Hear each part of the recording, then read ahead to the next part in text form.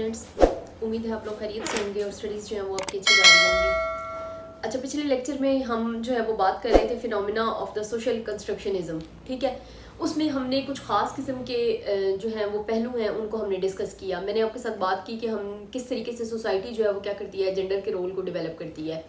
History की past की stories मैंने आपके साथ शेयर की, उसमें मैंने आपको बताया कि किस तरीके से औरत को जो है वो जेवर का लालच दे के जो है वो क्या किया गया, मतलब दौलत की तरफ जो है वो अट्रैक्ट किया गया और इस तरह से उससे काफ़ी सारे काम जो है वो लिए गए। और इस तरह से सोसाइटी में जो औरत का रोल था, ठीक है, वो डोमिनेटिंग सोसाइटी, उसको डोमिनेट करने की तरफ जो है वो हम लेकर आए हैं, ठीक है।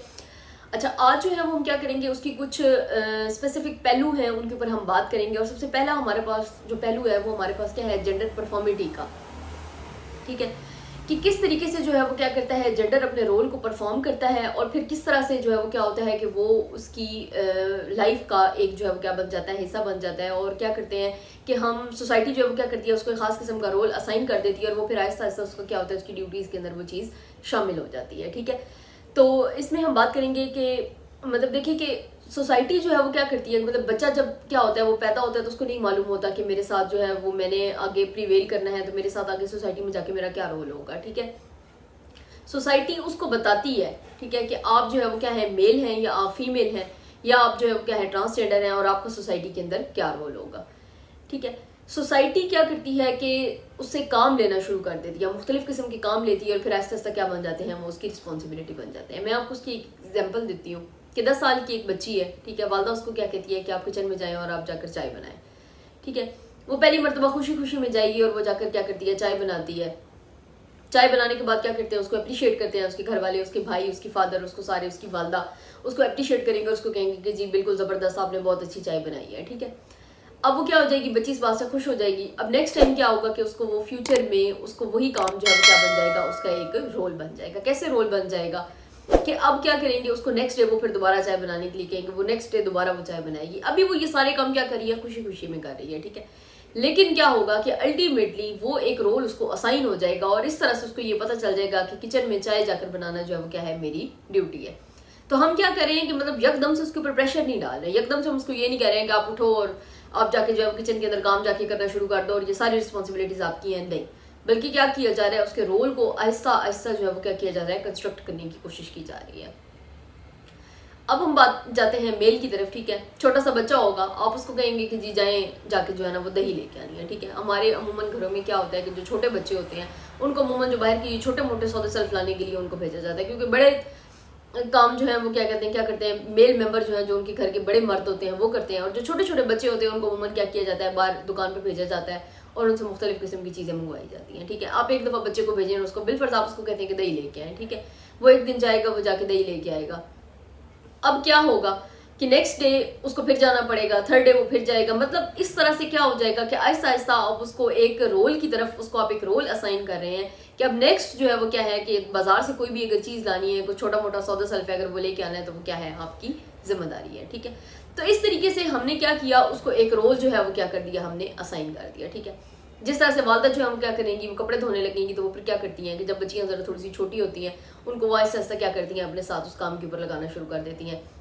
स्टार्ट में वो उससे छोटी छोटी हेल्प लेती हैं, उसको कहती हैं बिलफर्ज वो स्पिन कर रही हैं कपड़े, तो उसको कहेंगे आप बेटा जाके इसको तार के ऊपर फैला के आओ, फिर ये करो, फिर वो करो। मतलब वो देखती है कि मेरी वालदा ही स्पेसिफिकली जो है वो क्या कह रही हैं, ये काम कर रही हैं, और फिर अब वो क्या कर रही हैं, मुझे अपने साथ लगा रही हैं। आहिस्ता आहिस्ता वो हेल्प का जो एक फैक्टर है वो डेवलप होते होते क्या बन जाएगा, उसका एक रोल बन जाएगा और उसकी रिस्पॉन्सिबिलिटी बन जाएगी, ठीक है। तो इन फ्यूचर के लिए हमने क्या कर दिया, उसको एक रोल असाइन कर दिया कि अब किचन को संभालना, घर के सारे मामला देखना, ये क्या है, एक औरत की रिस्पॉन्सिबिलिटी है। और बाहर के छोटे से बच्चे को आप स्टार्ट में बाहर भेज रहे हैं और उसको आप बता रहे हैं कि ये बेटा आप जाओ ये काम करके आओ, फिर आहिस्ता आहिस्ता वो थोड़ा सा बड़ा होगा, उसको कहेंगे ये जाएं आप बिजली का बिल जमा करवा के आए। इस तरह से फिर आप उसको बड़े बाजार का कोई काम कहना शुरू कर देंगे। इस तरह से क्या होगा कि आहिस्ता आहिस्ता सोसाइटी जो है वो क्या कर रही है, उसके रोल को असाइन कर रही है और वो क्या कर रहा है, अपने रोल को जो है वो पहचानने की कोशिश कर रहा है। और फिर वो माशरे में क्या हो जाएगा, एक जिम्मेदार शहरी के तौर पर जब वो सामने आने लगता है तो क्या होता है कि उसके पास एक स्पेसिफिक रोल होता है जो उसको असाइन किया गया होता है, ठीक है। तो इस तरह से हम ये कहते हैं कि बाहर के जितने भी काम है वो सारे के सारे मेल की जिम्मेदारी है और घर के सारे काम जो है वो क्या है, औरत की जिम्मेदारी है। इस तरीके से हमने क्या किया कि सोसाइटी ने एक कंस्ट्रक्ट कर दिया उसके रोल को, ठीक है।